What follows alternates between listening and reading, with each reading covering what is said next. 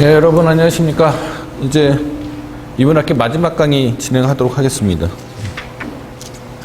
지난 시간에 했던 내용을 잠깐 리뷰하도록 하겠습니다.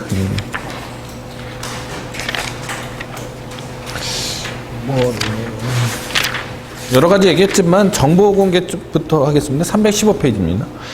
일단 정보공개제도의 의의가 국민이 국가가 보유하는 정보에 접근하여 그것을 이용하게 하기 위하여 국민에게 보유 정보에 관한 공개를 청구할 수 있는 권리를 정보공개 청구권이라고 하고, 그 정보공개 청구권을 보장하고 국민에게 정보 공개의 의무를 지우는 제도를 정보공개제도라고 하는데, 현실적으로 실정법상의 정보공개법의 규율 대상은 이거보다 훨씬 넓습니다. 그죠? 그거에 대해서 지난 시간에 말씀을 드렸고요.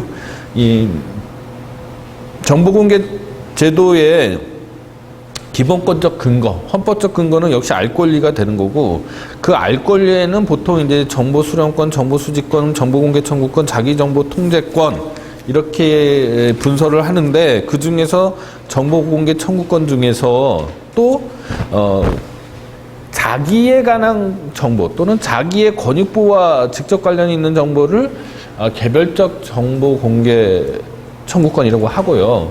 국민의 한 사람으로서 일반적인 정보의 공개를 청구하는 것을 일반적 정보공개 청구권이라고 나눈다라고 했습니다. 자, 그러면은 이 정보공개 청구권의 근거가 되는 알 권리라는 것은 헌법상 표현의 자유에 당연히 포함되는 걸로 헌법재판소는 보고 있고요. 다만 이제 그 정보공개 청구권이 헌법에서 직접적으로 도출되는 그런 기본권으로 볼 수 있겠느냐의 문제죠. 이 부분은 헌법재판소하고 대법원 사이에 다소간의 뉘앙스 차이가 있습니다. 대법원의 경우에는 개별적 정보공개 청구권은 헌법에서 바로 도출되고 특별한 법률적인 구체화가 없어도 권리로서 인정되지만은, 그렇지만 일반적 정보공개 청구권은 법률에 의한 구체화가 필요한 거다라고 하고 있었고, 헌법재판소는 그렇지 않았습니다. 모두 다 헌법으로부터 직접적으로 도출되는 권리라고 생각을 했는데, 그런데 이제는 뭐 정보공개 청구권이 정보공개법이 1998년도에 제정됐기 때문에 뭐 이제는 그 논쟁이 큰 의미가 있지 않다라고 생각이 되는 거죠. 자, 정보공개법에 의하면은 정보공개 청구권자는 국민이고요. 그다음 외국인도 일정한 주소를 두고 있거나 아니면 학술 연구를 위하여 일시적으로 체류하는 사람이거나 국내에 사무소를 두고 있는 법인이거나 단체. 그다음에 정보공개 의무기관은 이 국가나 지방자치단체에 한정하는 게 아니고요. 공공기관으로 되어 있습니다. 공공기관. 그래서 그 공공기관은 뭐냐면은 국가기관, 지방자치단체, 공공기관 운영법 2조에 따른 공공기관, 그 밖에 대통령령으로 정하는 기관이고, 대통령령으로 정하는 기관에는 각급 학교가 있고요. 지방공사 및 지방공단이 있고, 그 다음에 출자기관 및 출연기관이 있고요. 특별법에 따라 설립된 특수법인이 있고, 사회복지법인하고 사회복지사업을 비영리법인이 있고, 네, 죄송합니다. 그 밖에 뭐 보조금법에 따른 연간 5천만 원 이상의 보조금을 받는 기관 또는 단체도 포함이 되는 겁니다.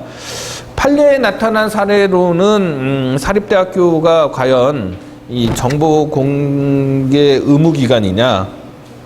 의무기관이냐에 대한 논의가 있었지만 뭐 의무기관이다라고 판시가 나갔고, 그리고 또 하나의 주장이 사립대학교가 국가로부터 보조받는 범위 내에서만 공개하는 거냐, 또 아니다라는 겁니다. 모두 다.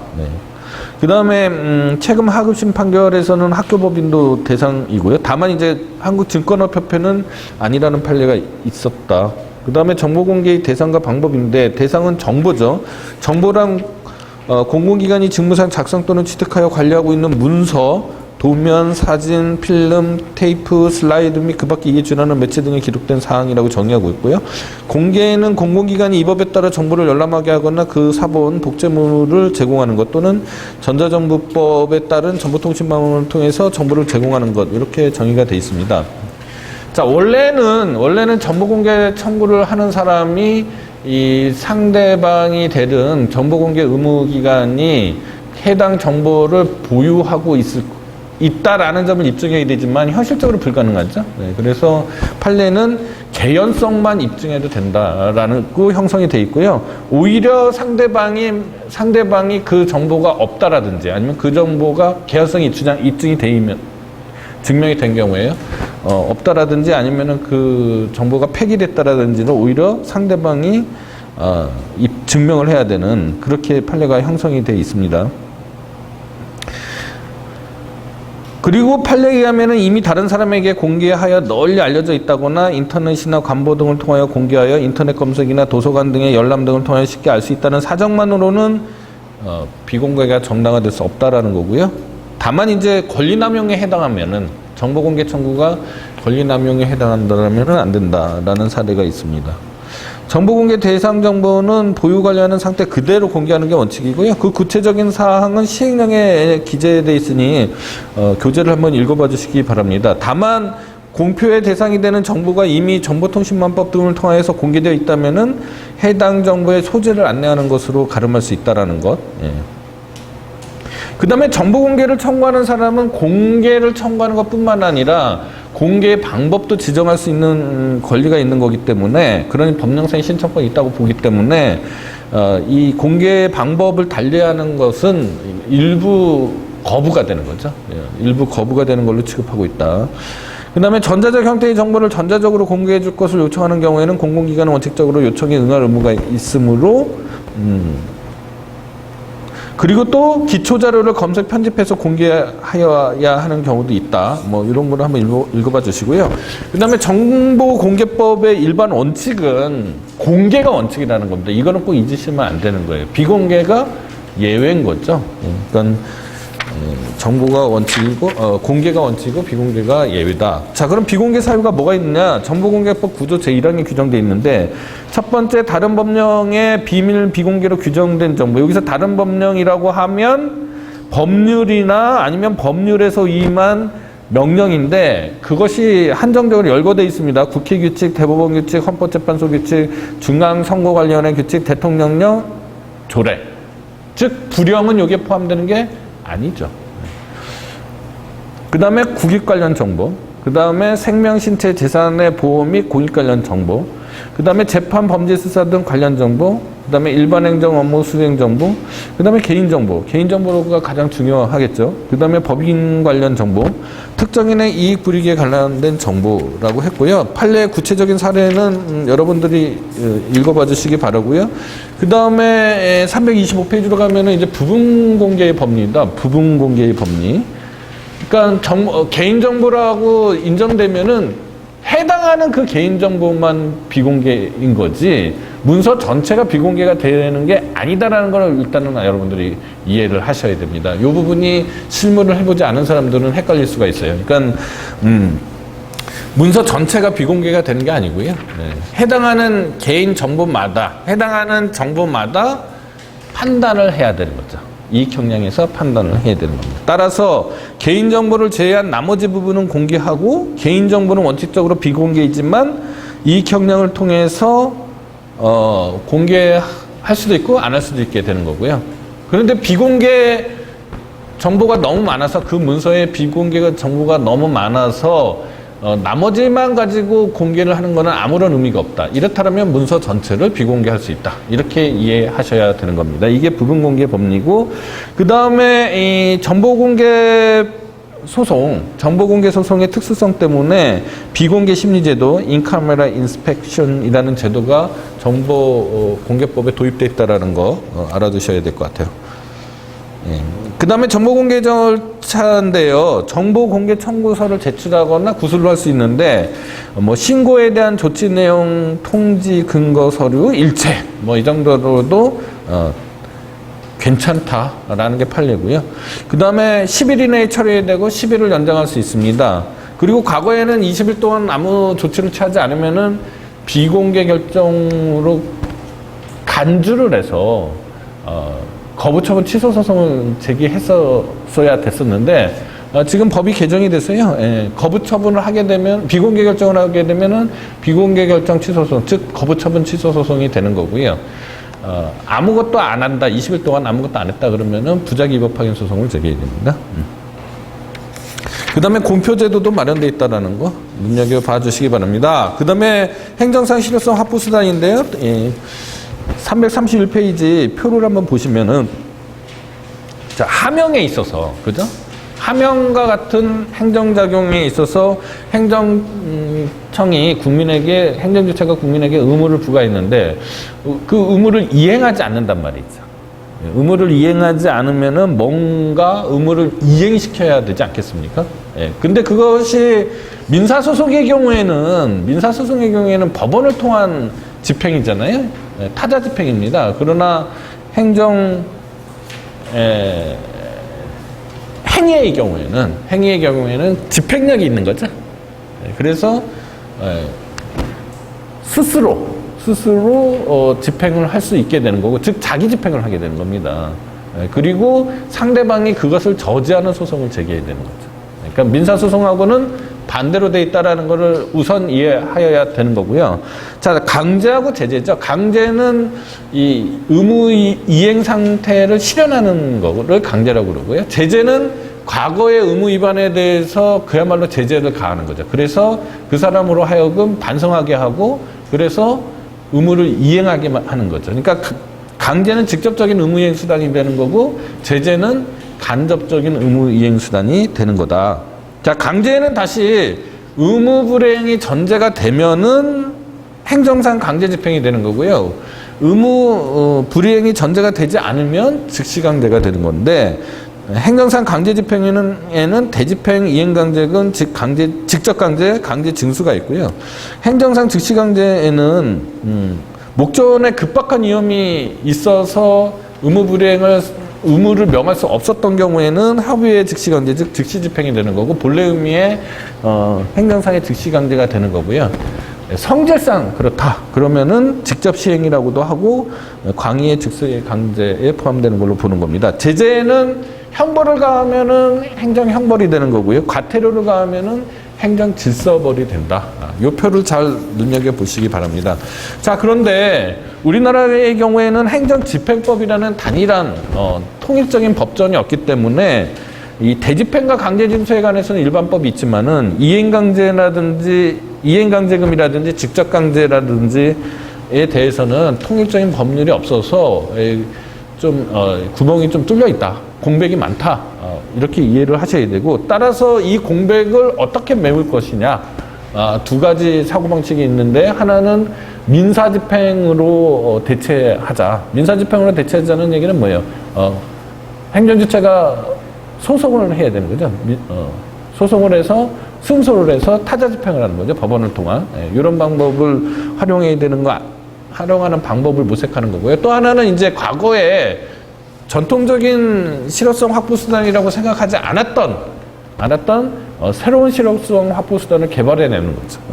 먼저 앞에 것부터 말하면은, 결론부터 말씀드리면은, 행정상의 강제 집행 수단이 이미 있어요. 이미 있는데, 법원을 통해서, 소송을 통해서 또 다른 방법으로 타자 집행을 하겠다라는 거는, 판례는 불가다, 하지 못한다, 이렇게 하고 있습니다. 주로 소외익과 관련돼서 그런 것 같아요. 그 다음에 행정상 강제 집행이 별도로 법정돼 있지 않다 그러면은 그건 어쩔 수 없는 거죠. 그건 민사 집행을 통해서라도 달성을 해야 되는 거니까. 그 다음에 새로운 실효성 확보 수단에 관해서는 과거에는 생각하지 못했던 공급 거부라든지 공표 과징금과 같은 새로운 수단이 등장하고 있고, 그 다음에 영업의 철회와 같은 거는 과거에 제재 수단으로 생각하지 않았는데 제재 수단으로 생각하게 되는 거죠. 그 다음에 이 행정강제를 할 거냐 말 거냐는 재량의 문제고, 재량이 0으로 수축되면은 행정개입 청구권이 발생할 수 있다. 이런 얘기를 지난 시간에 했습니다. 자, 오늘은 그 앞에 표에 나와 있는 것들을 하나씩 짚어보도록 하겠습니다. 자, 먼저 행정상 강제집행인데, 행정상 강제집행은 아까 말씀드렸듯이 행정상 즉시강제하고의 구별점은 뭐겠어요? 의무의 이행을 했는데 그 불이행이 있었느냐 없었느냐죠.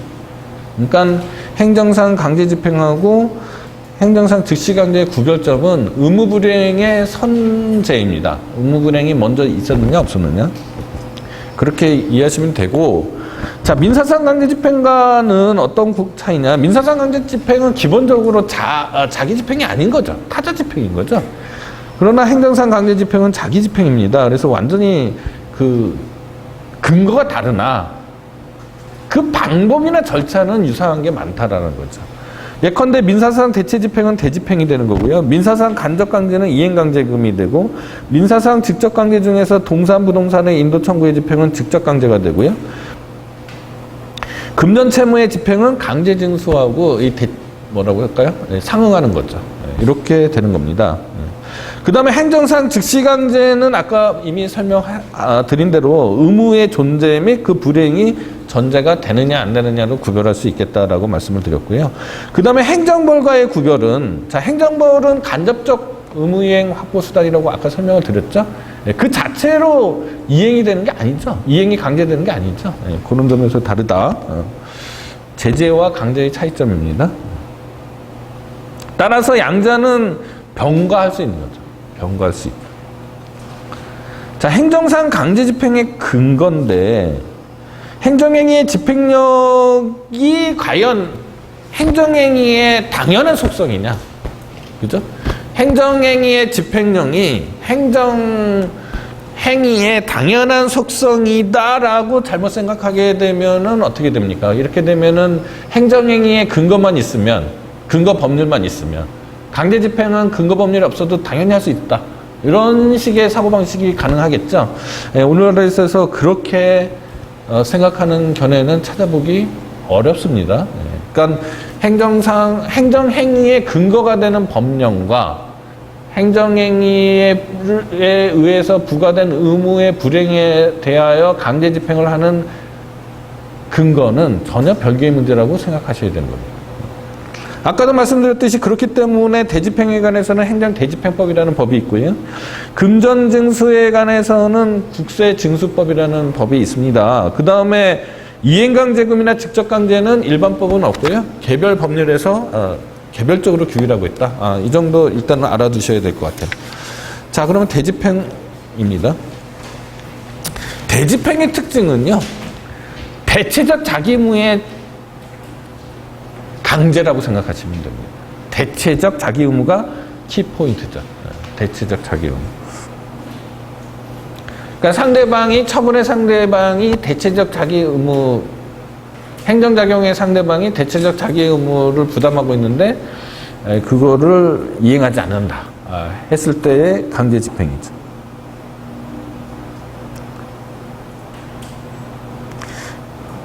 그리고 타자집행이죠.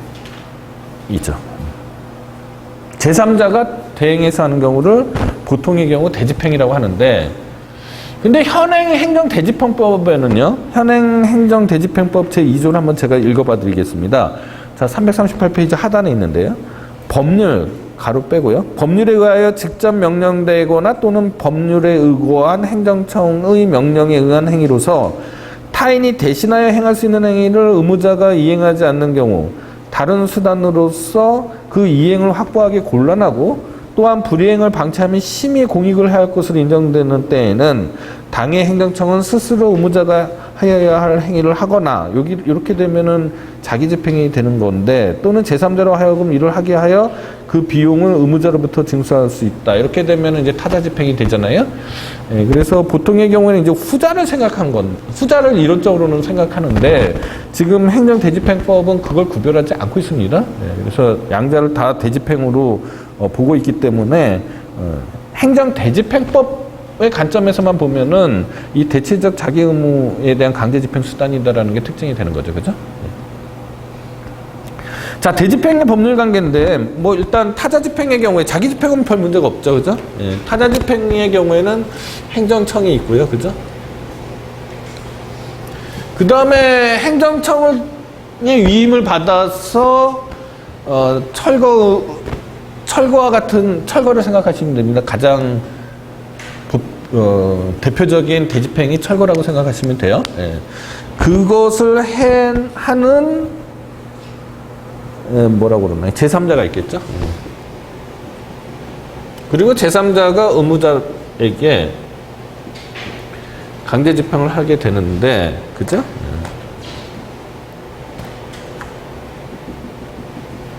자, 행정청하고 제3자 사이에서는 보통의 경우에 도급관계였죠. 이 도급관계의 법률적 성질이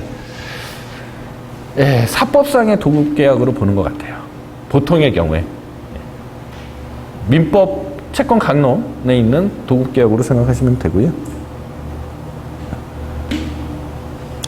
그 다음에 요 사이의 관계는 직접적인 어떤 법률 관계가 있는 건 아니죠. 그죠? 그냥 의무자는 이 제3자의 행위를 수인할 의무만 부담하게 되는 거라고 봐야 될 것 같고요. 요 사이의 관계는 뭐 당연히 공법 관계가 형성이 되겠죠.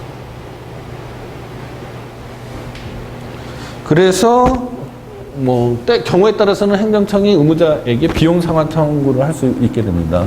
왜냐하면은 의무자가 자진해서 철거했었어야 되는 거를 지금 행정청이 한 거잖아요. 자, 그러면 분설해서 조금 설명을 해드리겠습니다. 자, 일단 대집행의 주체는 타자 집행의 경우에도 이 제3자가 대집행의 주체가 되는 게 아니죠. 예? 엄연히 대집행의 주체는 행정청이 되는 겁니다. 그 다음에 대체적 자기 의무의 불행이어야 된다. 대체적 자기 의무는 A가 해도 되고 B가 해도 되고 C가 해도 되고 D가 해도 되는 거죠. 그죠? 자, 그러면은 어떤 건물을, 무허가 건물을 철거해야 돼요. 그러면 이게 대체적 자기 의무입니까? 아닙니까? 대체적 자기 의무죠. A가 철거해도 되고 B가 철거해도 되고 C가 철거해도 되고 D가 철거해도 되고 결론은 같잖아요. 근데 어떤 사람이 무허가 건물을 짓고 그 안에서 농성을 하고 있습니다. 죽어도 우리 집은 못 부셔 하고서 농성을 하고 있어요. 그럼 그 사람이 퇴거해야 되잖아요. 이 퇴거는 대체적 자기 의무입니까? 아닙니까? 아닌 거죠. 아닌 겁니다. 요거를 여러분들이 잘 이해하셔야 됩니다. 이게 이해가 안 되면은 요 대집행은 잘 이해할 수가 없어요. 그죠? 네. 퇴거하는 것 자체는 대체적 자기 의무가 아닌 거죠. 그래서 여러 가지 법률 문제가 발생할 수 있는 거죠. 자, 그러면은 일단은 대체적 자기 의무인데 행정대집행법 아까 제가 읽어드렸잖아요. 자, 통상의 경우에는 하명이죠. 하명. 철거 명령도 하명이잖아요. 이 하명에 의해서, 즉 행정행위에 의해서 상대방의 의무가 발생하게 되는 건데, 근데 이제 그 행정대집행법을 읽어보시면은 법률, 가로 열고 법률에 의한 명령, 지방자치단체의 조례를 포함한다 이렇게 돼 있어요. 그래서 이건 도대체 뭐야? 라는 거죠. 행정행위를 매개로 하지 않더라도 이 법률이나 법규명령이나 조례에서 구체적으로 의무가 부과될 수 있는 경우를 상정한 것 같아요. 근데 이게 원칙적인 모습은 아니겠죠. 원칙적인 모습은 법령이 있고 그 법령을 구체화하는 하명에 의해서, 하명이라는 행정행위에 의해서 의무가 부과가 되겠죠. 자, 의무의 대체성이죠. 대체적 자기 의무니까. 타인이 대신해서 행할 수 있는 거여야 됩니다.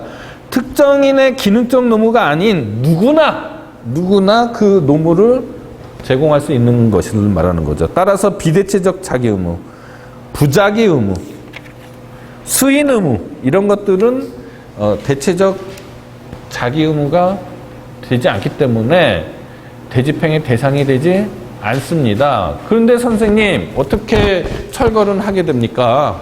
철거는 뭡니까? 부허가 건물을 졌다. 가령이요. 무허가 건물을 졌다라는 거는 부자기 의무의 위반이잖아요. 부자기 의무의 위반이잖아요. 근데 어떻게 철거를 할 수 있게 되느냐는 거죠. 당연히 그런 의문이 생기겠죠? 예, 부작위 의무의 경우에는 여러분들이 법률을 한 번이라도 읽어보시면 아시겠지만 건축법과 같은 법률 한번 읽어보세요. 그러면 거기에 무허가 건물을 지을 수 없도록 돼 있죠. 그죠? 허가를 받아야지만 건물을 져야 된다라는 거는 뒤집어서 얘기하면은 허가를 받지 않으면 건물을 지을 수 없다라는 얘기잖아요. 그러니까 부작위 의무죠. 부작위 의무지만 그 다음에 보면은 만약에 무허가 건물을 지은 경우에는 시정명령을 하도록 돼 있고 시정명령을 따르지 않으면 철거할 수 있도록 돼 있죠. 그 시정명령이 자기 의무죠. 대체적 자기 의무. 대체적 의무가 자기 의무가 되는 거죠.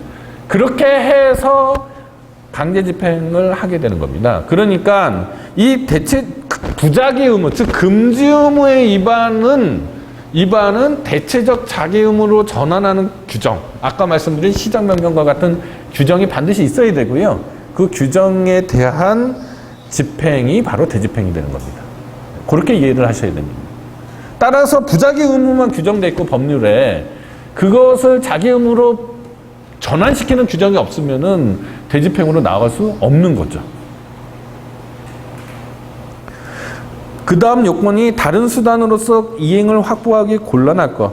뭐 이거는 뭐 비례 원칙 중에서 뭐 최소 침해 원칙을 뭐 입법화한 거네요. 그죠? 그 다음에 불이익을 방치함이 심히 공익을 해할 것으로 인정되는 것. 요것에 대한 해석 문제죠. 요것이 판단의 여지설에 의하면은 두 가지 견해가 있을 수 있죠. 이거는 불확정 개념이긴 하지만 뭐 고도의 뭐 전문성이 요구되는 뭐 그런 판단의 여지 영역은 아니니 법원이 전면적으로 사법심사를 해야 된다는 견해가 있을 수 있고요. 아니면은 경우에 따라서는 이거는 판단의 여지가 인정된다라고 할 수도 있고요. 그 다음에 요건 재량설로 가면은 요거는 이제 재량행위의 요건이 되는 거죠. 그죠? 네, 이렇게 이해가 되셔야 되는데 판례는 통상 재량행위로 보는 경향이 있잖아요. 네. 어쨌거나 판례에 의해서 이 불이행을 방치함이 심히 공익을 해할 것으로 인정되는 경우하고 인정되지 않은 경우를 제가 이렇게 판례를 좀 예시를 해놨습니다. 그냥 한번 쭉 읽어보시면 될 것 같아요. 자, 그러면은 저와 같이 판단의 여지설에 있게 되면은 대집행을 할 것인지 여부 문제는 어떻게 되나요? 지금 아까 행정대집행법 2조에 따르면은 마치 재량행위처럼 할 수 있다 이렇게 규정돼 있지만은 심히 공익을 해야 하는 경우에 대집행을 해야 되는 거죠. 그러니까 제가 보기에는 이 대집행을 할 것인지 여부에 대한 규정은 이거는 재량행위에서 말하는 할 수 있다가 아니고 권한의 존재를 표시한 할 수 있다. 로 이해해서 기속행위라고 봐야 될 것 같아요. 이건 뭐 제 견해니까요. 네. 자, 그 다음에 중요한 게 대집행의 절차입니다. 그죠?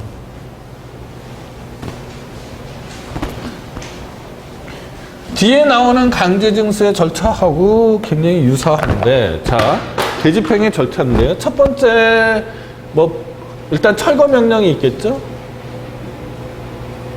철거명령 그 자체는 대집행의 절차가 아니죠. 그죠?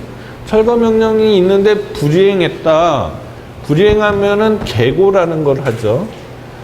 계고를 하고 대집행영장에 통지를 하고요. 그 다음에 대집행을 실행하겠죠?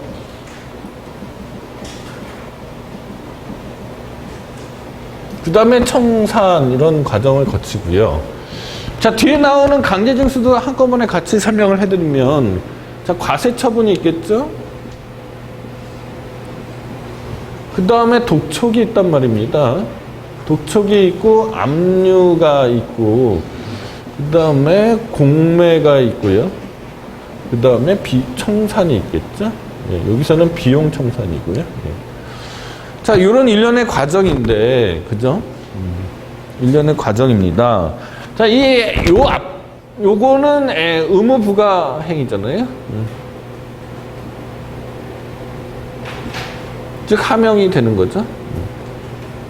요 뒤에 과정이 바로 요거는 대집행이 되는 거고요. 대집행 절차고 요거는 뭐죠? 강제징수 절차가 되는 거죠.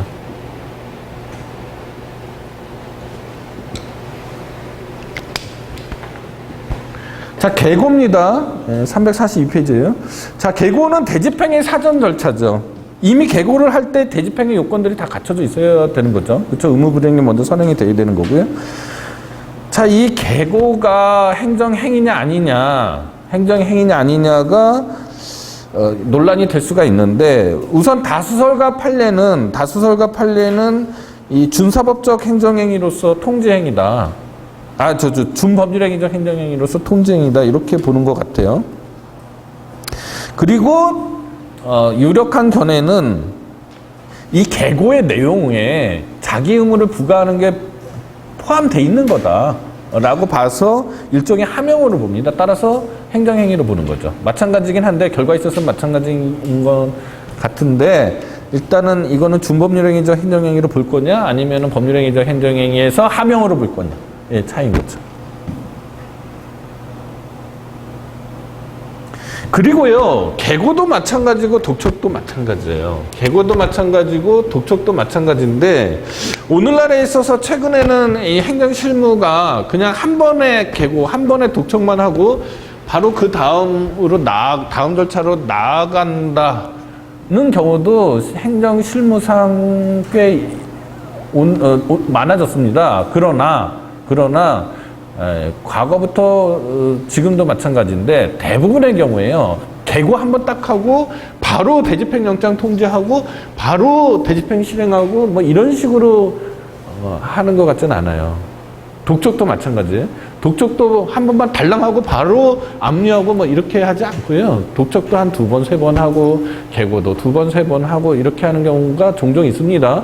그러면 여러분들이 아셔야 될 거는 첫 번째 계고, 첫 번째 독촉만이 행정행위가 되는 겁니다. 행정행위가 되는 거고요. 두 번째 계고나 두 번째 독촉은 그냥 이행의 최고, 뭐 그 정도로 이해하셔야 되는 거고요. 그 다음에 이 독촉은 특히 첫 번째 독촉만이 소멸시효 중단 사유가 되는 겁니다. 첫 번째 독촉만이 소멸시효 중단 사유가 된다. 자, 계고의 상대방은 대집행의 대상이 되는 의무를 부담하는 사람이 계고의 상대방이 되는 거고요. 계고의 내용은 구체적으로 특정되어야 되는데, 따라서 주소가 명확하게 정확하게 잘 기재되어 있어야 되는데, 전후사정을 종합해서 조금 부실하더라도 특정될 수 있다라면은 허용되겠다, 뭐 이런 식의 판례들이 좀 있습니다. 그 다음에 상당한 기간을 정해서 계고를 해야 되거든요. 근데 그 상당한 기간이 며칠이냐, 이거는 뭐 일률적으로 말씀드릴 수 있는 게 아니죠. 구체적 사안에 따라서 의무의 성질, 내용, 의무자의 구체적인 사정, 당의 자기 의무를 명한 처분에서 정한 기간 등을 고려해서 객관적으로 합리적으로 결정해야 된다. 계고 절차의 생략입니다. 대집행 절차는 계고로 시작되는 거기 때문에 대집행의 요건은 계고를 할 때 이미 충족되어 있어야 된다. 이거 이미 앞에서 말씀을 드렸는데, 다만 뭐 비상시나 위험이 절박한 경우에는 그 절차가 일부 생략될 수 있겠다라는 거고요. 근데 이제 실무적으로 문제가 되는 거는 하나의 문서에 철거 명령하고 계고를 한꺼번에 하는 거예요. 하나의 문서에 처분을 2개를 동시에 하는 거죠. 그게 허용되는 거냐? 라는 겁니다.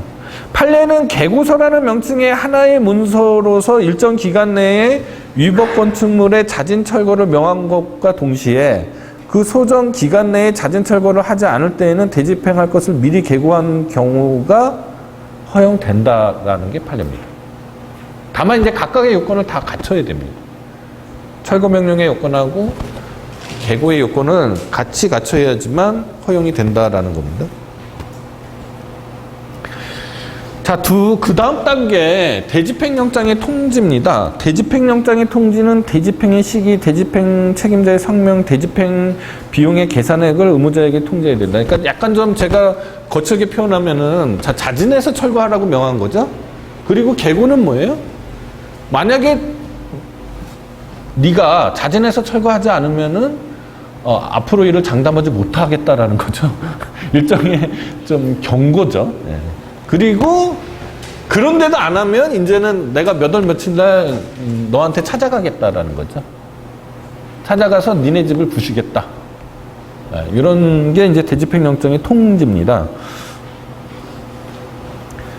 이것도 마찬가지로 이게 준법률행위적 행정행위로 보는 게 다수설이지만은 대집행의 구체적인 내용하고 대집행 실행에 관한 의무자의 수임 의무가 확정된다는 의미에서 행정행위로 보는 거죠. 예. 여기서도 상당한 기간을 줘야 되는데 그 상당한 기간은 사람이 거주하는 가옥 철거와 같은 경우에는 거주자가 그 가옥 내에 있는 동산 등을 가옥 밖으로 반출하고 퇴거할 수 있는 정도의 시간적 여유를 주는 게 바람직하다. 일률적으로 말씀드릴 수는 없습니다. 그 다음에 나오는 게 대집행의 실행인데요. 이건 그야말로 이 철거 반원들이나 아니면은 뭐 용역업체가 그 해당하는 건물에 가서 부시는 작업을 하는 거죠. 그러니까 법률행위가 아닌 거죠. 사실행위에 불과한 거죠. 그러나 권력적 사실행위가 되고 따라서 행정행위는 아니지만 처분으로 대접을 받는 거죠. 대집행의 실행에 관해서는 몇 가지 규정들이 있으니까 한 번쯤은 눈여겨보셔야 됩니다. 원칙적으로 해가 뜨기 전이나 해가 진 후에는 행할 수 없다. 의무자가 동의한 경우 해가 지기 전에 대집행을 착수한 경우 해가 뜬 후부터 해가 지기 전까지 대집행을 하는 경우에는 대집행의 목적 달성이 필요한 경우 그 밖에 비상시 또는 위험이 절박한 경우에는 예외다. 요 예외가 더 테스트하기 좋겠죠? 그리고 대집행 현장에서는 긴급 의료 장비나 시설을 갖추는 등의 필요한 조치를 취해야 되는 거고요. 또 대집행을 하려면은 표시된 증표를 휴대하고 대집행 시 이해관계 있는 게 그것을 제시해야 된다. 이런 적법 절차가 지켜져야 된다. 그 다음에 이제 문제입니다. 대집행에 대한 저항의 배제예요. 자, 보통 여러분들이 이제 용산 참사라든지 아니면은 뭐 철거할 때 영화에서 보셨을 때 어떻습니까? 이 어떤 철거 대상 건물이 있죠. 철거 대상 건물을 그냥 비워놓고 그냥 철거를 하게 하는 경우는 영화에 잘 안 나오죠. 영화에 나오는 거는 그 안에서 농성을 하거나 아니면 앞에서 막거나 이런 거잖아요. 그러면 그 저항을 배제할 수 있겠느냐, 실력으로. 해석상 적어도 우리나라의 다수설은, 지배적인 학설은 이 실력으로 저항을 배제할 수 없답니다.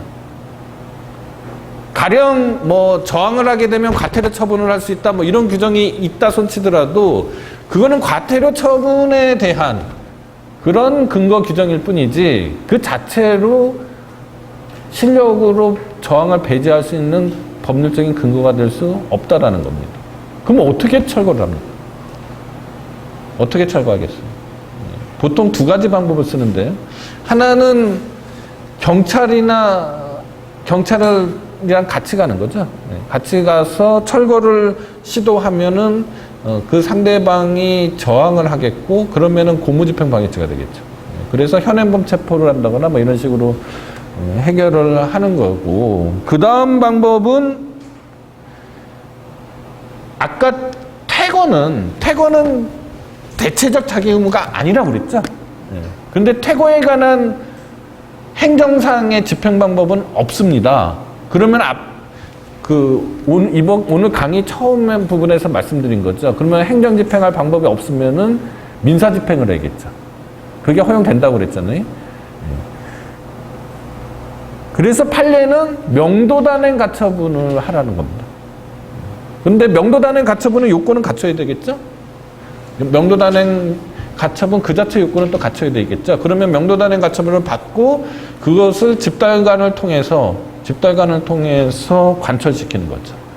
이 두 가지 방법을 쓰고 있는데 이게 이래서 문제죠. 그 과정에서 격렬한 저항이 있고 그 저항에 대한 진압 과정이 있고 그러다 보니 다치는 사람도 나오고 죽는 사람도 나오고 뭐 이렇게 돼서 이 부분이 좀 정리가 필요한 행정법적으로 좀 정리가 필요한 분야가 아닌가 이런 생각이 좀 듭니다. 그 다음 단계가 이제 비용 청산 부분인데요. 이거는 이제 원래는 자진 철거를 했었어야 되잖아요. 근데 지금 행정청이 비용을 들여서 철거를 한 꼴이 됐으니 그 의무자에게 비용을 받아야 되고 당연히 이거는 행정행위가 되는 거죠. 그죠? 자, 그럼 그 비용이라는 게 도대체 뭐냐? 이게 사무관리에 의한 비용 상환 청구권이 아닙니다. 아니고요. 행정대지법 2조 또는 대집행에 관한 특별법의 규정에 의해서 인정되는 공법상의 권리로서 대집행의 수수료가 아니고요. 실제 대집행에 든 비용을 청구하는 겁니다. 수수료가 아니라는 거. 실제로 든 비용을 청구하는 거라는 거. 따라서 의무 위반의 확인을 위해서 지출한 조사비, 건물을 철거한 후 나온 자재 보관료 이런 것들은 포함되지 않는다. 자, 이제 이렇게 됐으니 지금까지 설명대로라면 이것도 행정행위가 되고 이것도 행정행위가 되고 그죠? 어떻게 구성하느냐의 차이지 행정행위가 되는 건 분명하잖아요. 개고나 독촉이요. 요것도 마찬가지고요. 요거는 이제 사실행위이지만 권력적 사실행위니까 처분은 되는 거 아니에요? 그 다음에 이것도 행정행위가 된단 말입니다. 자, 그러면은 이렇게 다단계 행정행위인데 각각이 어떤 행정행위로서 연결돼 있다. 이렇게 되면은 무슨 문제죠? 무슨 문제가 생각이 나야 됩니까? 하자의 승계 문제죠? 하자의 승계 문제. 자, 하자 승계론에 따르면 어떻게 돼요? 전통적인 하자 승계론에 따르면은 여기서 여기는 하자 승계가 안 되죠. 왜냐면은 요거는 의무부가 행위이고, 그죠? 여기는 집행행위니까 목적이나 효과를 달리하는 거라고 보는 거죠. 그러나 요 사이에서는 되는 거죠. 그죠? 하자 승계가 된단 말입니다. 즉, 독촉 처분 취소 소송을 제기하고 그 독촉 처분 취소 소송에서 서로 이제 제소 기간이 지났다고 가정했을 때요. 과세 처분의 위법성을 주장할 수 없겠다라는 얘기죠. 그러나 여기에서는 가능하다라는 얘기죠. 이게 하자 승계론이고요.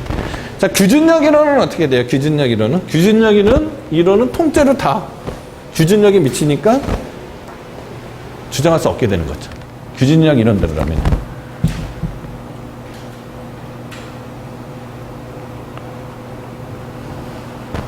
그 다음에 대집행의 실행의 경우에는 이 즉시 완료되는 집행이 완료된과 동시에 효과도 종결이 돼 버리잖아요. 그러니까 요거는 이제 이 집행정지와 같은 조치를 미리 취할 필요가 있겠다. 뭐 이런 설명이고요.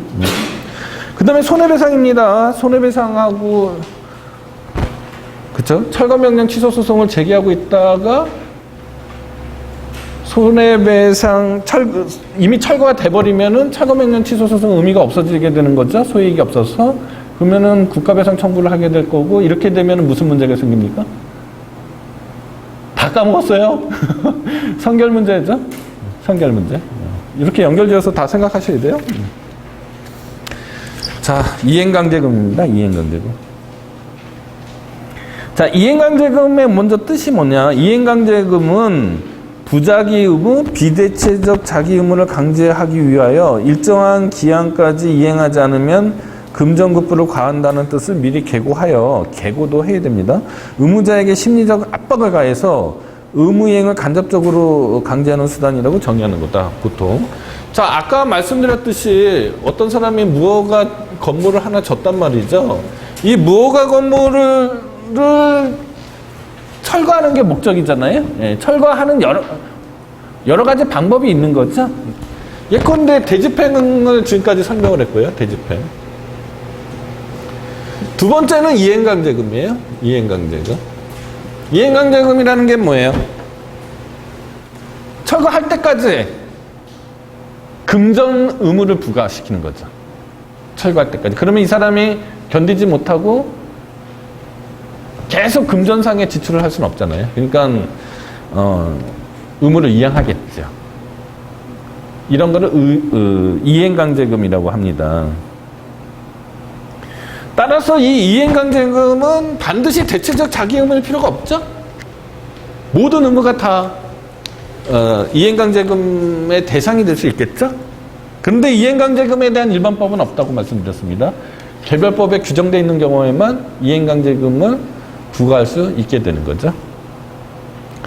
이행강제금은 과거에 집행벌이라는 이름을 쓰기도 했는데 집행벌이라는 용어는 뭐 여러분들 딱 들었어도 아시겠지만 적절한 용어는 아니겠죠. 그죠?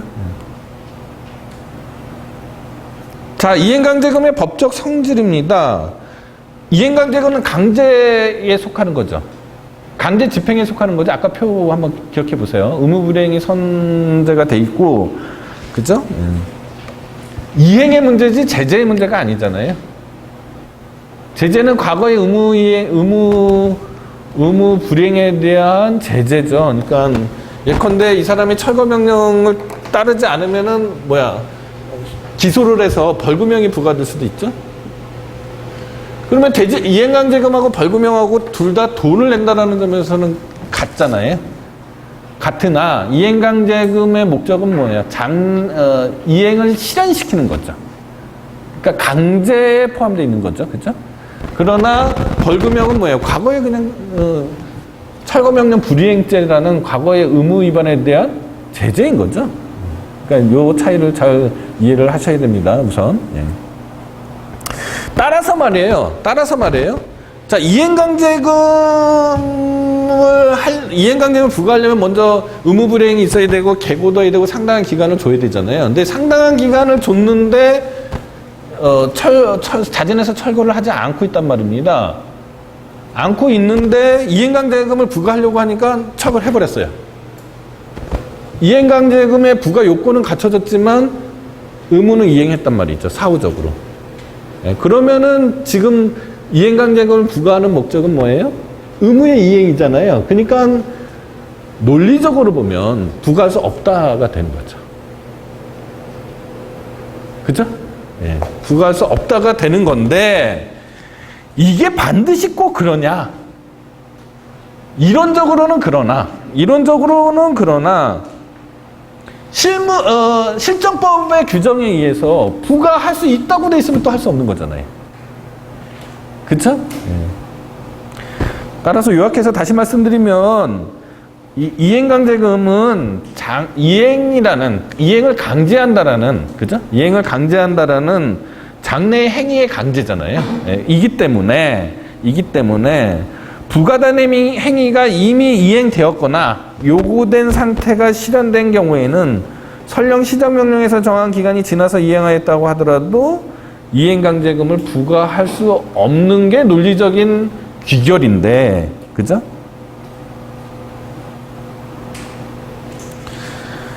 귀결입니다. 따라서 그 논리적 귀결에 따라서 판례가 형성된 게 있습니다. 국토계획법상 토지의 이용 의무 불이행에 관한 이행명령을 받은 의무자가 이행명령에서 정한 기간을 지나서 그 명령을 이행하더라도 반복 부과되는 이행강제금뿐만 아니라 이행명령 불이행에 따른 최초의 이행강제금도 부과할 수 없다. 그리고 부동산 실명제법에서도 마찬가지의 판례가 형성이 돼 있습니다. 그렇지만 방금 전에 설명한 대로 실정법의 규정에 따라서는 반드시 그렇게 되지 않는 경우도 있을 수 있다는 겁니다. 예컨대 건축법의 경우에는 이미 부과된 이행강제금은 징수하도록 돼 있습니다. 이미 부과된 이행강제금은 징수하도록 돼 있고요. 그 다음에 공정거래법의 경우에는 하루하루 부과하도록 돼 있거든요. 일일 20만 원의 비율로 이렇게 돼 있습니다. 그리고 공정거래법상의 이행강제금은 순수한 이행강제금이 아니고 제재적 성격도 포함되어 있다고 해석이 되거든요. 따라서 판례에 의하면은 공정거래법상의 이행강제금은 과거의 시정조치 불이행기간에 대해서 이행강제금에 대해서 부과할 수 있다 이렇게 돼 있습니다. 그러니까 반드시 논리적인 귀결에 따라서 다 처리되는 게 아니고요. 실정법이 더 우선하는 거니까. 예? 실정법이 더 우선하는 거니까 실정법의 해석에 따라서 달라질 수 있다는 걸 여러분들 일단 이해하셔야 됩니다. 자, 부과 절차는 352페이지입니다. 이행기간을 정해서 시정명령을 우선 발령을 해야 되고요. 그 다음에 거기에 따른 계고를 해야 됩니다. 그리고 건축법을 기준으로 하면은 1년에 2회 이내의 범위 안에서 조례로 정하는 횟수만큼 시정명령이 이행될 때까지 반복해서 이행강제금을 부과 징수할 수 있다라고 규정되어 있고요. 그리고 매 1회 부과시마다 시정명령의 이행기회를 줘야 된다라는 거. 그리고 이행강제금도 부과도 처분이니까 행정심판법과 행정소송법에 따른 쟁송을 제기해야 되는데 농지법의 경우에는 행정소송이 아니라 비송사건 처리절차법에 따라서 처리하도록 되어 있습니다. 이것도 법마다 틀려서 일률적으로 말씀드릴 수는 없는데 적어도 이행강제금의 부과처분은 기본적으로 처분이죠. 따라서 법률에 특별한 규정이 없으면 항고소송으로 다퉈야 됩니다. 자, 그 다음에 직접강제예요. 직접강제는 직접적인 의무자의 신체나 재산에 실력을 가해서 의무의 이행이 있었던 것 같은 상태를 실현시키는 건데 이것도 아까 강제에 포함되어 있는데 대집행의 경우에는 대체적 자기 의무에서만 인정이 되지만은 직접 강제는 모든 의무 불이행에 대해서 다 적용될 수 있다라는 거고 의무 불이행이 전제가 됐다라는 의미에서 즉시 강제하고 다르다라고 뭐 몇 차례 말씀드렸기 때문에 이제 다 이해하셨을 거라고 믿습니다.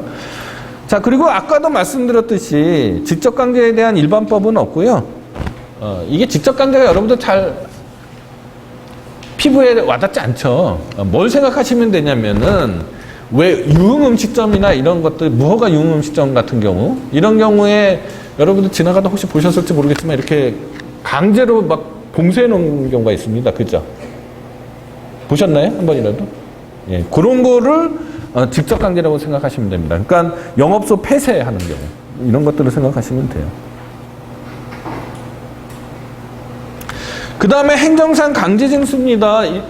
일정 부분은 다 설명을 해드렸는데요. 강제징수의 뜻은 행정법상 금정급부 의무의 불이행이 있는 경우에 의무자의 재산에 실력을 가하여 의무의 이행이 있었던 것 같은 상태를 실현하는 작용을 말한다.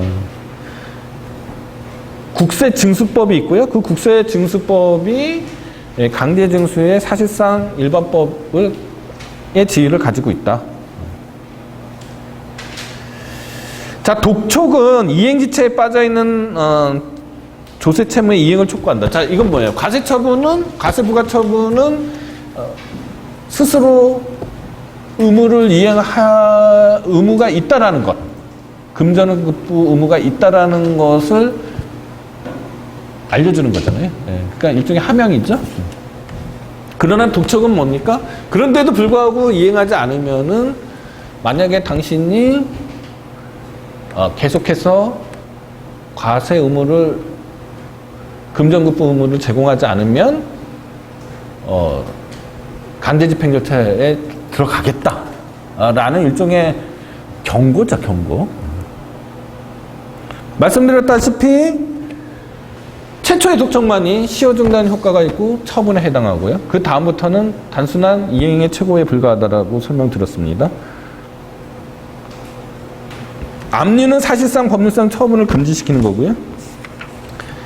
나머지는 다 상식적인 거니까 읽어보시면 되고 그 다음에 공매잖아요. 356페이지 압류재산의 매각입니다. 체납자의 압류재산을 금전으로 환가해서 그걸로 이제 세금을 충당시키는 거잖아요. 그러니까 근데 보통의 경우에 세무서에서 직접 하지 않고요. 이 한국자산관리공사에 대행시킵니다. 그런데 이 대행이 도대체 뭐냐? 대행의 법률적 성질이 뭐냐? 이게 하나의 쟁점인데요. 이거는 통설 판례가 권한의 위임으로 보고 있습니다. 권한의 위임이 그러면 여러분들은 잘 모르시잖아요. 이 권한의 위임은 아마 2학기 때 행정법 2시간에 행정법 통칙 시간에 행정조직법 시간에 배울 겁니다. 그러니까 지금은 그냥 이 대행의 의미는 권한의 위임이다. 그리고 권한의 위임은 권한의 이전이다. 민법에서 말하는 위임하고 다소 의미가 다릅니다. 행정법에서 권한의 위임은요, 권한의 이전을 의미하는 거라고 생각하시면 됩니다. 따라서 성북세무서장이 한국자산관리공사에게 대행시켰다라는 거는 성북세무서장의 공매 권한을 한국자산관리공사에게 이전시켰다, 이렇게 생각하시면 됩니다. 요까지만 아시고요. 나머지 자세한 거는 2학기 때 행정조직법 시간에 배우시도록 하시기 바랍니다. 자, 공매도 당연히 처분인데요. 공매 그 자체에도 여러 단계가 있겠죠. 그래서 먼저 공매를 하기로 하는 결정이 있을 거고요. 그죠? 공매를 하기로 하는 결정이 있고, 그 다음에 공매 통지를 해야겠죠. 그리고 실제 매각행위가 있을 거고요. 그렇잖아요. 그럼 어느 게 과연 그 처분에 해당하는 거냐? 매각 결정을 처분에 해당하는 거라고 생각하시면 됩니다. 공매의 절차 중에 매각 결정을 처분이라고 생각하시면 되고, 그럼 앞에 있는 것들은 뭐냐? 그거는 이 공매 결정이라는 처분에 이르기 위한 절차적 요건으로 보시면 되고, 거기에 흔결이 있으면은 절차적 하자가 있는 거죠. 그렇게 이해하시면 될 것 같고요. 예, 나머지 사항은 여러분들이 읽어보시면 될 것 같아요. 그 다음에 358페이지를 행정상 즉시강제로 가면은요, 즉시강제는 지금까지 말했던 거하고는 결이 다르죠. 그죠? 요거는 이제 의무불이행이 전제가 되지 않습니다. 그러면 언제 의무불이행이 전제가 되지 않는 거냐? 목전에 급박한 위험이 있는 경우이거나, 급박하지는 않지만 성질상 의무를 부과해서는, 미리 의무를 부과해서는 목적을 달성할 수 없는 경우가 있을 수 있겠죠? 예. 앞에 거를 즉시 집행이라고 하고 뒤에 것을 직접 시행이라고도 한다라고 이미 설명을 드렸습니다. 자, 행정상 강제 집행과의 구별은 의무의 존재와 그 불이행이고, 그죠?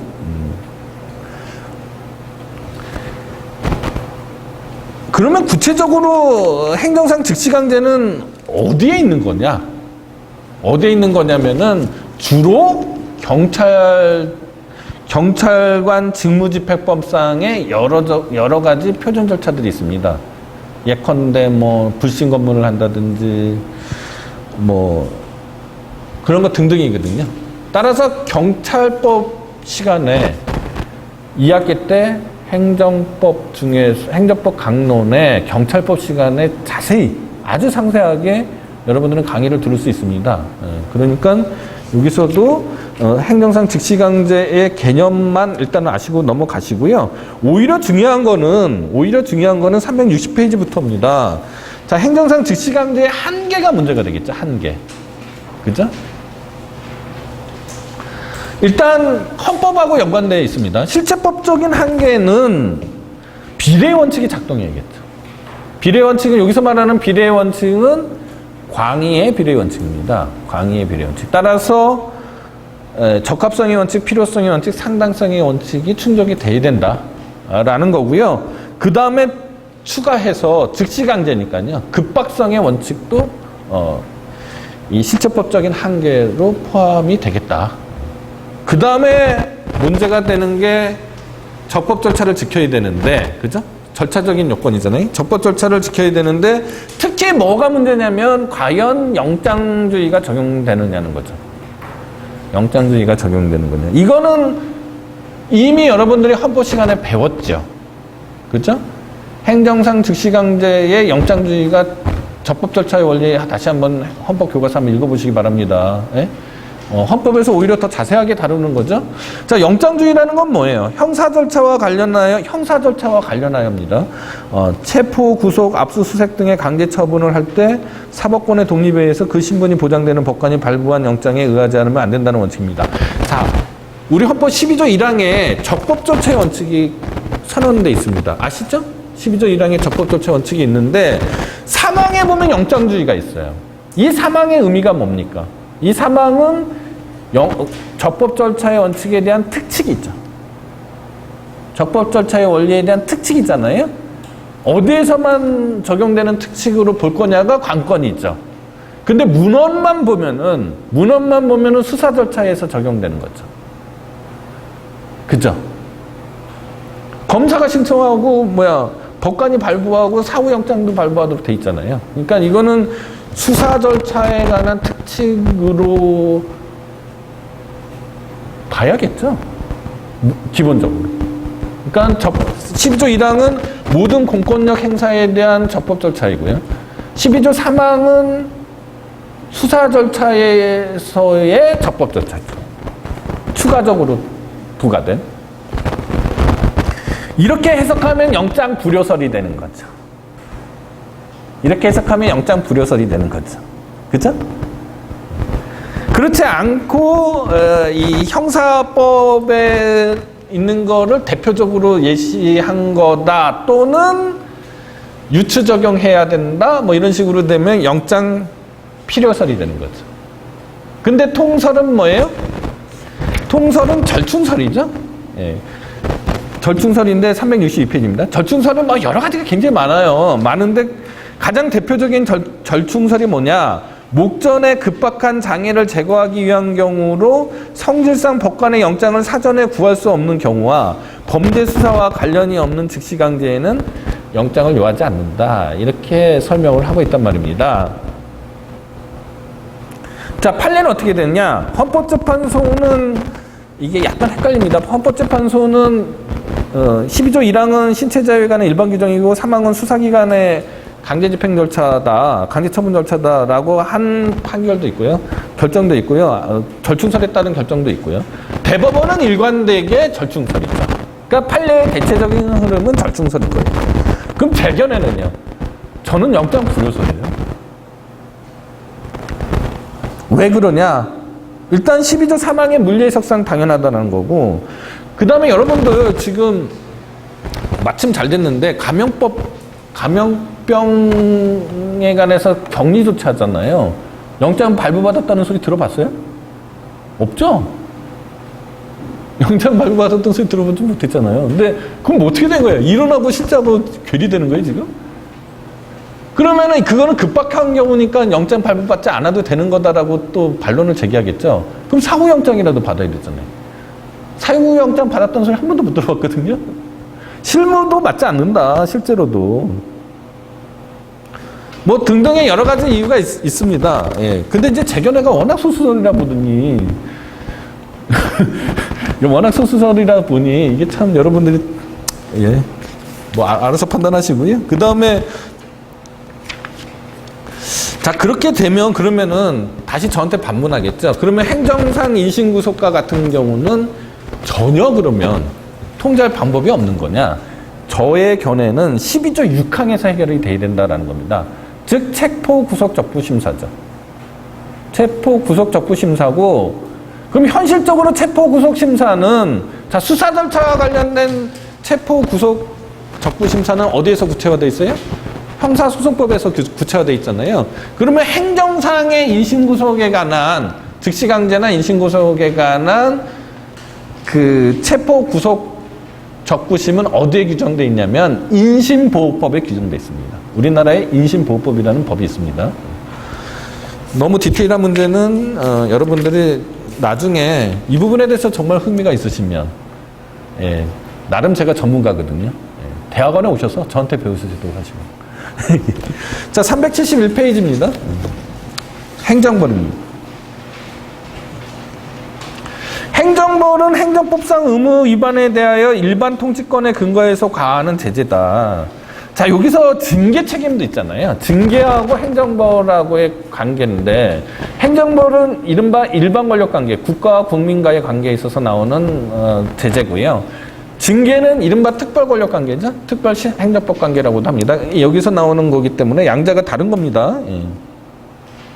이행강제금과 구별인데 이건 아까 이미 설명을 해드린 것 같아요. 그 다음 형사벌하고 그러면은 행정벌하고는 어떤 차이가 있냐? 이거는 이게 일도 양단으로 이게 나눠서 설명하기가 상당히 어렵게 되어 있습니다. 형사벌은 보통 자연범에 관한 거고요. 그죠? 행정벌은 행정범에 관한 거다. 뭐 이 정도밖에 설명하기가 쉽지 않습니다. 예. 자, 행정벌은 아까 두 가지 경우가 있다고 그랬죠? 행정형벌과 뭐죠? 행정질서벌이죠. 행정형벌과 행정질서벌인데 두 개 다 솔직히 말하면 행정법 시간에 강의하기가 그렇게 적절한 내용들은 아니죠. 뭐 재형법정주의가 적용되고요. 여러분들이 눈여겨볼 것은 행정형벌이 형법에서 배운 거하고 약간 차이가 나는 것들, 이런 것들을 위주로 그냥 한 번씩 봐주시면 될 것 같아요. 특별히 제가 설명드려야 될 것들은 없다고 보입니다. 한번 읽어보시면 다 알 수 있을 것 같아요. 그 다음에 새로운 실효성 확보수단입니다. 380페이지입니다. 자, 대집행, 직접강제, 이런 전통적인 강제수단, 그 다음에 행정벌, 행정질서벌과 같은 행정형벌, 행정질서벌 같은 전통적인 제재수단만 가지고, 처음에 모두에서 말씀드렸습니다. 만 가지고 다 대응하기 어려워서 새로운 실효성 확보 수단들이 많이 개발되고 있다라는 겁니다. 몇 가지를 살펴보도록 하겠습니다. 먼저 가산금과 가산세인데요. 가산금은 행정법상 급부 의무 불이행에 대해서 가해지는 금정산 제재이고, 가산금은 조세법상 의무 위반에 대한 제재를 해서 가해지는 조세다. 이렇게 이해하시면 되는데요. 뭐냐면은 왜 여러분들 납기 내는 돈하고 납기 후에 내는 돈이 다르지잖아요. 그죠? 예컨대 3%인가 가산해서 내잖아요. 그거예요. 별거 아닙니다. 그거를 생각하시면 되고요. 납세자의 고의가 실은 고려되지 않는다. 뭐 요 정도 알아두시면 됩니다. 근데 이거는 알아둬야 돼요. 과징금입니다. 이건 과징금은 꽤 어려운 얘기인데요.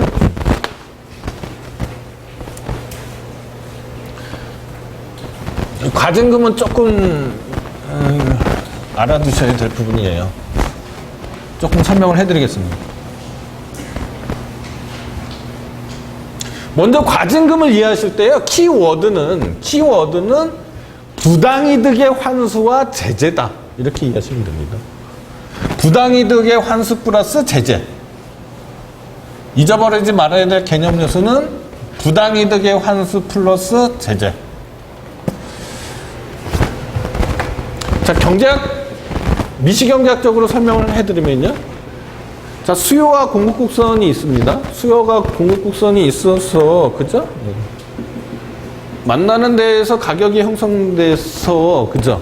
완전경쟁 시장에서 가격이 형성이 돼서 이른바 파레토 최적이 일어나는 거잖아요. 그래서 더 이상의 낭비도 없고, 더 이상의 자원 배분도 없는 아주 이상적인 상태가 보이지 않는 손에서 결정된다라는 게 미시경제학의 기본이잖아요. 고전 경제학의. 그런데 어떤 기업이 독점을 하거나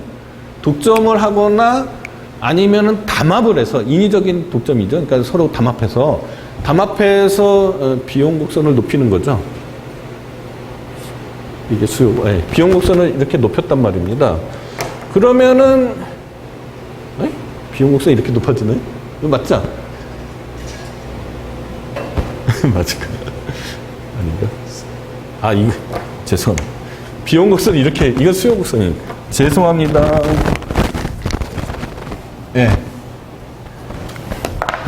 비용 곡선을 올린단 말입니다. 인위적으로 가격을 올린다는 얘기죠. 그러면은 가격이 여기서 형성이 되잖아요. 그러면 이 사람은 어떻게 돼요? 요만큼의, 그죠? 요만큼에서 요만큼을 뺀 만큼 얻으면 안 되는 이익을 얻은 거죠. 얻으면 안 되는 이익을 얻은 거죠. 나쁜 애죠. 요게 이 돈을 누가 환수해야겠습니까? 피해자들이 민사소송을 제기해야 되죠. 피해자들이 민사소송을 제기해야 되잖아요. 그런데 피해자의 피해는 아주 적으나, 그죠? 피해자의 피해는 아주 적으나 개개의 소비자한테는 액수가 적잖아요. 그렇지만 나쁜 짓을 한 사람에게는 막대한 이득이 되잖아요. 그러면은 이게 딜레마가 되는 겁니다. 소송을 안 제기한단 말입니다. 왜냐면 소송 비용이 더 많이 나올 거니까. 그쵸? 그럴 때 이 문제를 해결하는 방법이 뭐겠습니까? 집단 소송이나 클래스 액션 같은 소송을 제기하고 징벌적 손해배상을 물리는 거죠. 이런 방법이 있고요. 이런 방법이 있고, 요거를 국가가 대신 뺏어오는 거죠. 국가가 대신 뺏어온다는 사고방식이 과징금이라고 생각하시면 됩니다. 그러니까 요것만 달랑 뺏어오는 게 아니고, 여기다 제재를 가해서 뺏어오겠죠. 그래서 부당이득의 환수 플러스 제재다. 이렇게 이해하시면 되는 거죠. 이게 본래 의미의 과징금입니다. 이게 본래 의미의 과징금이에요. 그런데 말이에요. 자, 버스 운송 사업을 생각해 보자고요. 버스 운송 사업을 하는데 영업정지 2개월을 했어요. 그랬더니 피해를 누가 봐요? 물론 버스 회사도 피해를 보지만 일반 시민이 더 큰 피해를 입죠. 그래서 영업정지 2개월에 해당하는 과징금을 대신 물리면, 그죠? 2개월 동안 할 수 있었던 영업에 대한 부당이득을 환수하고 제재를 가할 수 있겠죠. 이게 변형된 과징금입니다. 자, 본래 의미의 과징금은 경제법적 관점에서 부당이득을 환수하는 것 플러스 제재인데, 변형된 과징금들이 생기는 거예요. 이렇게 공익사업의 경우에 피해를 오히려 상대방이 일반 시민들이 보기 때문에 그거를 방지하기 위해서 변형된 과징금이 생기게 됐는데, 여러분들이 딱 이 말을 듣자마자 느껴지는 게 뭐냐? 아, 행정공무원으로서는 자기 손에 이렇게 뭐 남한테 해코지 하고 싶은 마음이 없는 거잖아요. 그러니까 이것들이 점점 많아지는 거예요. 변형된 과징금이 공익사업에만 적용되는 게 아니고 막 뭐 일반 음식점에도 적용되고 막 이런 식으로 되는 겁니다. 서로 좋잖아요. 그냥 제재를 받는 사람 입장에서는 돈으로 때우는 거고, 제재를 하는 입장에서는 어떤 심리적인 압박 없이 마음 놓고 할 수 있잖아요. 그러니까 이게 점점 많아져서 본래 의미의 과징금 제도의 취지를 살리지 못하는 거다라는 비판이 굉장히 많습니다. 그래서 최근에는 그걸 좀 정리를 하고 있어요. 예, 일단 그 정도 아시고요. 383페이지입니다. 자, 그러면은 어떤 사람이 행정상의 의무를 위반했다. 그러면은 예컨대 형사처벌로 벌금을 받을 수도 있고요. 그죠? 그 다음에 과징금을 부과받을 수도 있고요. 심지어는 과태료도 받을 수 있고요. 또는 이행강제금도 부과받을 수 있습니다. 이렇게 되면 이 사람은 하나의 행위로서 여러 가지 금전적인 의무를 부담하게 되는 꼴이 돼서, 이게 과연 헌법에서 말하는 이중처벌금지 원칙에 위반되는 거냐라는 거죠. 이런 쟁점이 하나 있죠. 판례에 의하면은 특히 헌법재판소 판례에 의하면은 헌법 13조 제1항에서 말하는 처벌은 형사처벌을 얘기하는 거기 때문에 여기에 포함되지 않기 때문에 이중처벌금지 원칙하고 관계가 없다라는 건데, 다만 의무 위반과 그로 인한 제재의 총량이 비례관계는 지켜져야 된다 해서 비례 원칙에 의한 통제를 해야 된다라는 게 헌법재판소의 판례입니다. 자, 과징금은 그렇게 이해하시면 되고요. 그 다음에 비금전적 수단 중에서 공급 거부입니다. 행정법상 의무를 위반하거나 불이행한 사람에 대하여 일정한 행정상의 서비스나 재화의 공급을 거부하는 행정조치를 공급 거부라고 하는데, 예컨대 단수 처분을 한다거나 어떤 행정 의무 불이행이 있으면 단수 처분한다거나 단전을 한다거나 전화를 끊는다든지 이렇게 하는 거죠. 아주 강력한 의무 이행 수단이 되는데, 실효성 확보 수단이 되는 건 분명한데, 이게 부당결부금지 원칙하고 항상 충돌이 생기겠죠. 그래서 과거에 있었던 단수 처분이나 단전 처분에 관한 이 법률상 근거들이 다 지금은 사라졌습니다. 따라서 현행법상으로는 문제가 되지 않겠다. 그 다음에 관어사업의 제한입니다. 먼저 일반적인 관어사업의 제한은 뭐냐면은, 예컨대 세금을 체납하면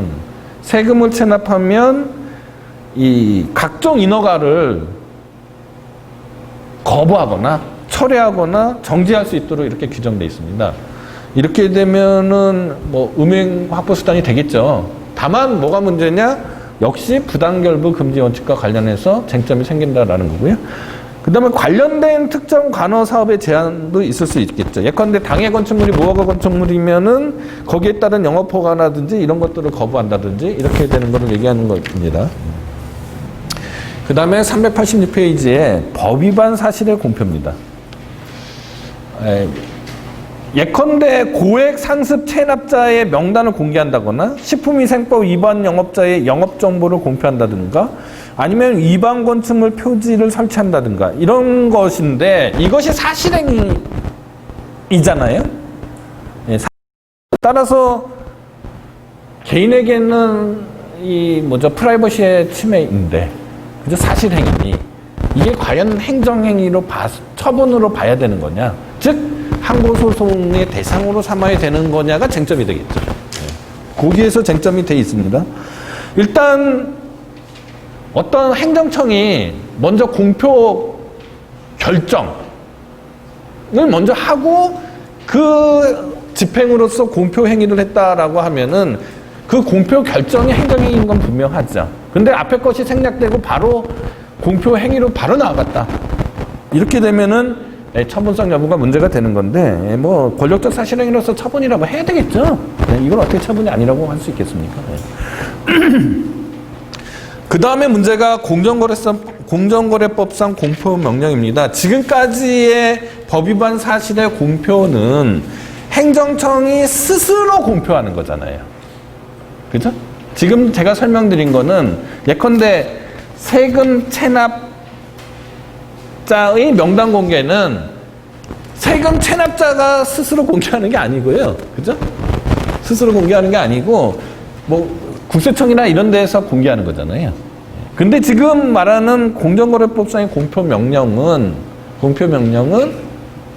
상대방에게